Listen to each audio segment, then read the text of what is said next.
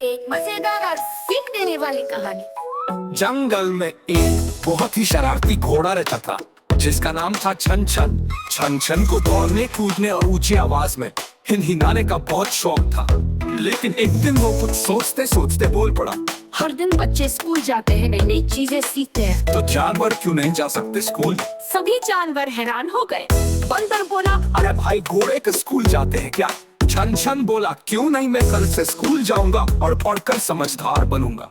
छन छन बोला, क्यों नहीं, मैं कल से स्कूल जाऊंगा और पढ़कर समझदार बनूंगा। और तैयारी शुरू। अगली सुबह छन छन ने अपनी पीठ पर चमचमाता बैग लटकाया, पैर में चप्पलें पहनी और सिर पर टोपी लगाकर निकल पड़ा स्कूल की ओर।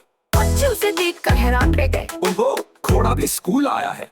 छन छन जैसे ही क्लास में घुसा, उसने ब्लैक बोर्ड देखा और बोला, क्या ये खाने की चीज है? वो झुककर ब्लैक बोर्ड चाटने लगा। पूरी क्लास हंसी से लोटपोट हो गई।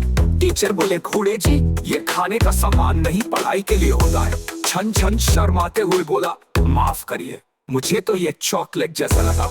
फिर जब उसे किताब दी गई, उसने उसे सूंघा और बोला, इसमें तो घास जैसी खुशबू है। बच्चों की फिर हंसी छूट गई।